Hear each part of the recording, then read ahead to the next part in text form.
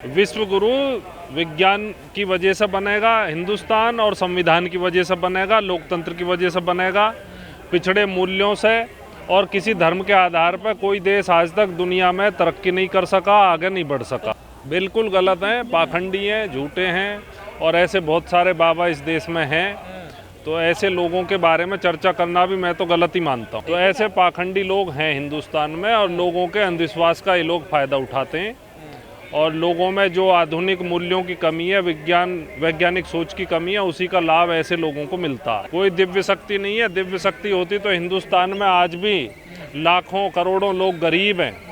और गरीबी हटाने का तरीका धर्म नहीं है। गरीबी हटाने का तरीका है कि देश में उत्पादन बढ़े, खेती में तरक्की हो, सबके लिए अनाज हो, सबके लिए कपड़ा हो, सबके लिए ज़रूरत के सामान पैदा हों, देश दुनिया भर में निर्यात करे चीन की तरह, तब तरक्की होगी। बिल्कुल आप सही कह रहे हैं कि इस तरह के पाखंडी धीरेन्द्र शास्त्री की मैं नहीं समझता कि देश की तरक्की में, समाज की तरक्की में, समाज को आगे ले जाने में ऐसे लोगों की कोई भूमिका है। तो बाबा साहब की, अम्बेडकर की जो विचारधारा, उसको जो लोग आगे लेकर चल रहे हैं, वो ही इस देश को आगे लेकर जा सकते हैं। सनातनियों को इकट्ठा करना है मेरे को।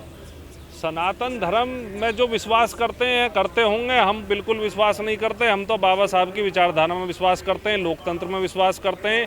और पाखंडियों से तो बिल्कुल हमें ये है कि ऐसे लोग यदि रहेंगे और समाज के अंधविश्वास का ये लोग फ़ायदा उठाएंगे तो देश की तरक्की में बाधा है। नहीं, हमें किसी धर्म का ना विरोध करते हैं, ना किसी धर्म का हम समर्थन करते हैं।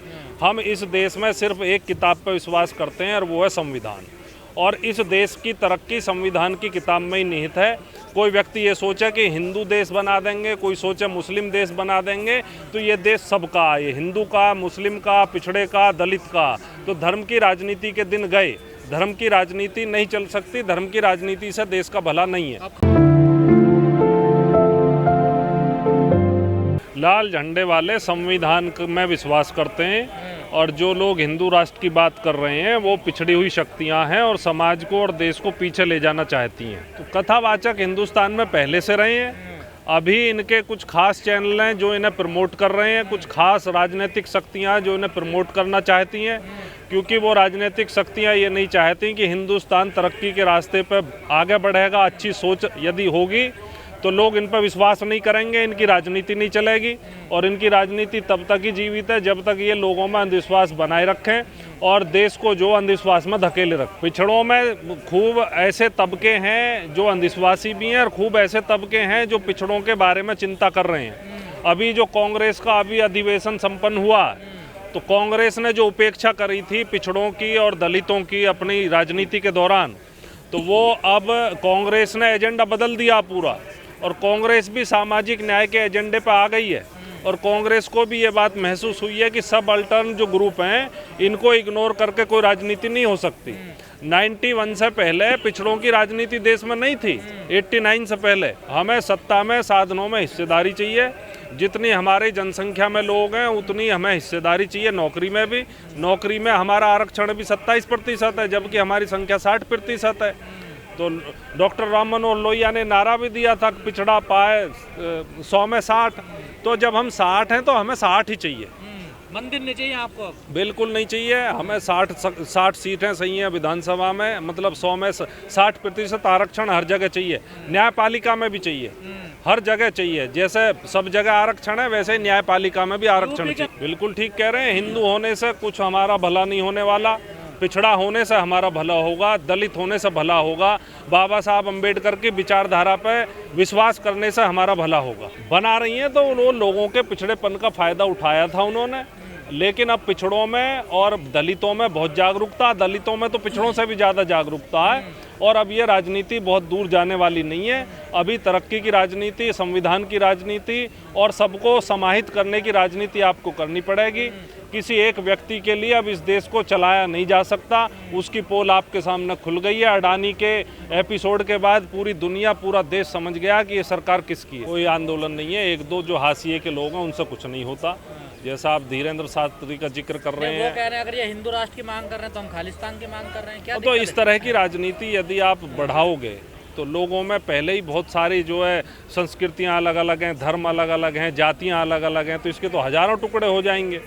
देश को एक करने का सिर्फ एक ही सूत्र है कि सबको बराबर के हक मिले, सबको हिस्सेदारी मिले और संवैधानिक मूल्यों पर सब विश्वास करें। लोग करें भिवानी में घटना हुई है उसको आप कैसे देख रहे हैं? जुनैद नासिर को जो गाड़ी में जलाकर मार दिया गौरक्षा के नाम। ये तो बहुत सारी ऐसी बर्बर घटनाएं हुई हैं, तो इसमें शर्मसार होना चाहिए ऐसे लोगों को भी, ऐसे लोगों की राजनीति करने वालों को भी। और ये जो नफरत की राजनीति है ये देश के खिलाफ है और हम इसके पूरी तरह खिलाफ हैं और ये राजनीति खत्म होनी चाहिए। भाई इनकी राजनीति इसी पे तो चल रही है कि आप चाहे बलात्कारी हों, आप चाहे हत्या में शामिल हों, यदि आप जो उनकी राजनीति में कोई उन्हें फ़ायदा पहुंचा रहे हैं तो वो फिर आपके समर्थन में आएंगे। उन्हें इस कानून की कोई चिंता नहीं है, संविधान की कोई चिंता नहीं है, देश की तरक्की की कोई चिंता नहीं है। ये लोग देश के खिलाफ हैं। ये मैं तो इन्हें देशद्रोही मानता हूँ। ऐसे लोगों से देश आगे नहीं बढ़ सकता। बिल्कुल हिंडनबर्ग की रिपोर्ट के बाद भी और अभी आप देख रहे हो कि मार्केट कभी झूठ नहीं बोलता। मोदी सरकार ने, मीडिया ने कोशिश की है, मीडिया के मुख्य धारा के मीडिया ने कोशिश की है कि उनके बारे में रिपोर्ट नहीं आए, लेकिन मार्केट में देखो उनके शेयर जो बिल्कुल धरातल पर पहुंच गए हैं और उनकी कंपनियां धराशायी हो गई हैं और पता नहीं आगे क्या हो सके ये भी नीरव मोदी की तरह और उनकी तरह देश छोड़ के चले जाएं। इनके पास देश की तरक्की का कोई प्लान नहीं है। इनकी शुरुआत धर्म की राजनीति से हुई थी, नफरत की राजनीति से हुई थी और इनको इसी वजह से सत्ता मिल गई और उसी राजनीति को आगे बढ़ाना चाहते हैं और इस राजनीति से देश का भला होने वाला नहीं है। जनता को ये बात समझ में आ गई है और 2024 में हमें पूरी उम्मीद है कि ये लोग बहुत हाशिए पर निपटने वाले। बिल्कुल आएगा इस लोकसभा चुनाव में 2024 के में रिजल्ट आपको दिखाई देंगे। अभी बजट देख रहे हो आप, सारी चीज़ें आप देख रहे हो कि उसमें जो गरीबों के लिए जो आवंटन राशियाँ वो कम की गई हैं। आप देख रहे हो कि 15 गुना संपत्ति एक ही आदमी की बढ़ा दी गई है।